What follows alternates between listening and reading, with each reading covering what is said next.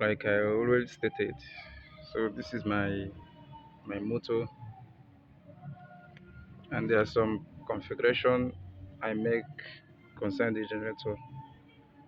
So now it seems that the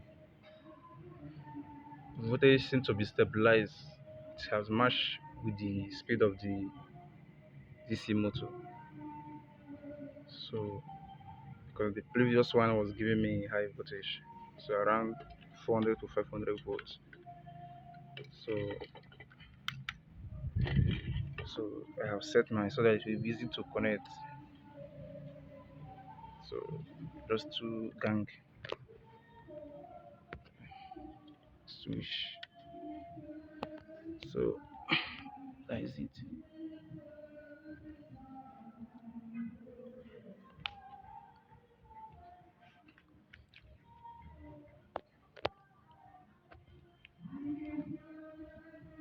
Just push out my alignment is.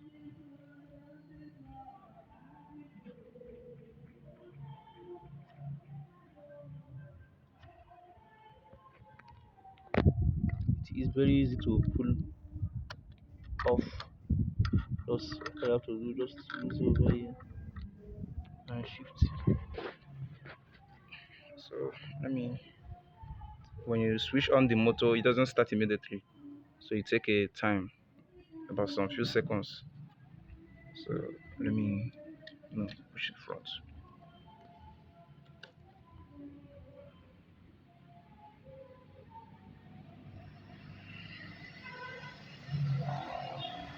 So let's see.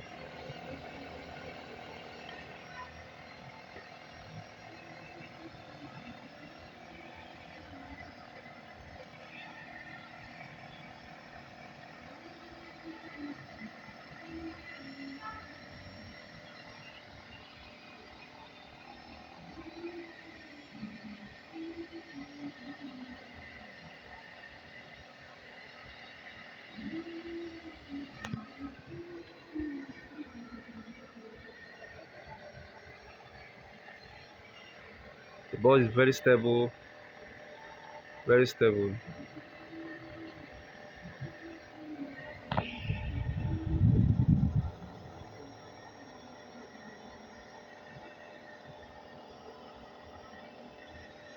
Let me pull it off again.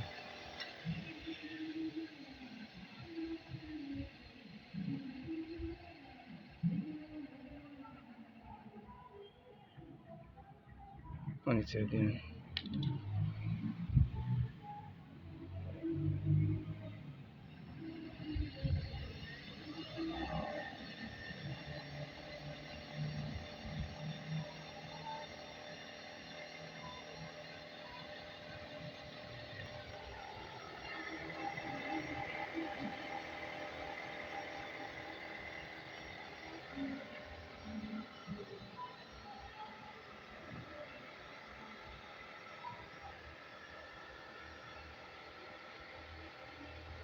There's no vibration, less noise.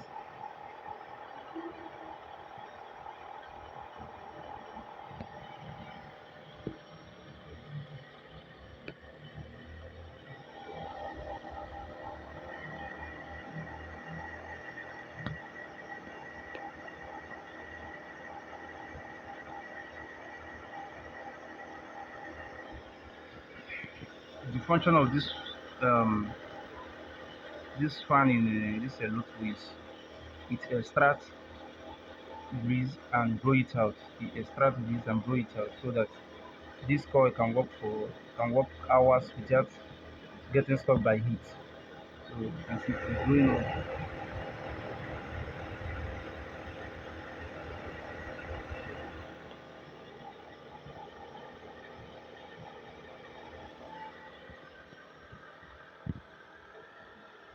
Thank you.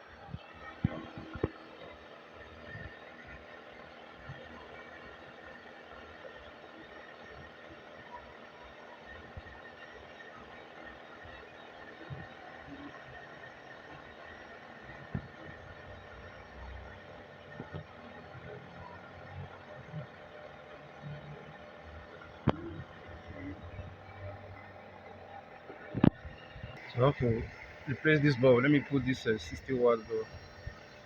So you see the voltage has been stabilized.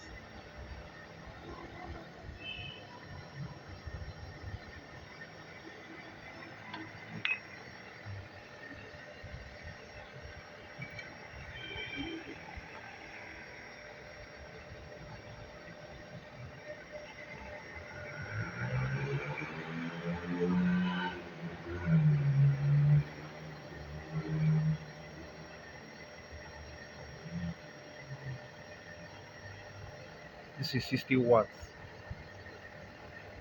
Yeah, about 60 watts.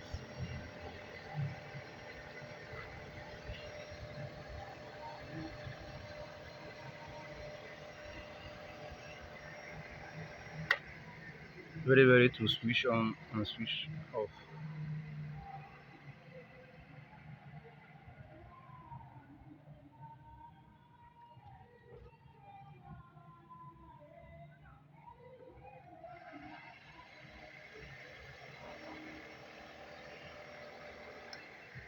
So you have to make sure that your motor is around 27 to 3000 rpm.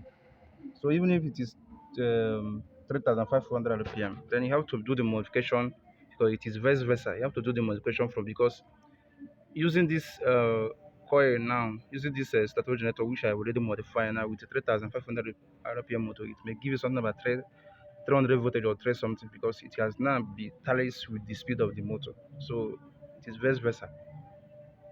That is it. It is vice versa. So the coil has been now rewind to suit the speed of the motor. So and this is the induction generator.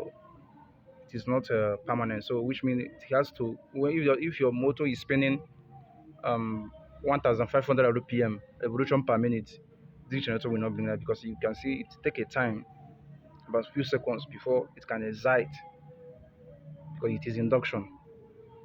So take a note, it doesn't peak immediately. So you have to reach to um the suitable revolution, the speed before it will excite, before there will be output from the generator. So it have to reach some certain revolution. So if you're using a low speed motor, maybe 1500 rpm or maybe around 2000, it may not give you, even if it may give you some around 90 volts or 100 voltage. So which means you still need more speed. Understand? Even if you put a much capacitor, maybe a bigger UF capacitor, it may affect the coil, especially the lotto, maybe armature. So it may affect it. So you have to balance everything. Like this system is like a balancing. So when you fail to balance it very well, it may have a lot of issue. So let me start it again.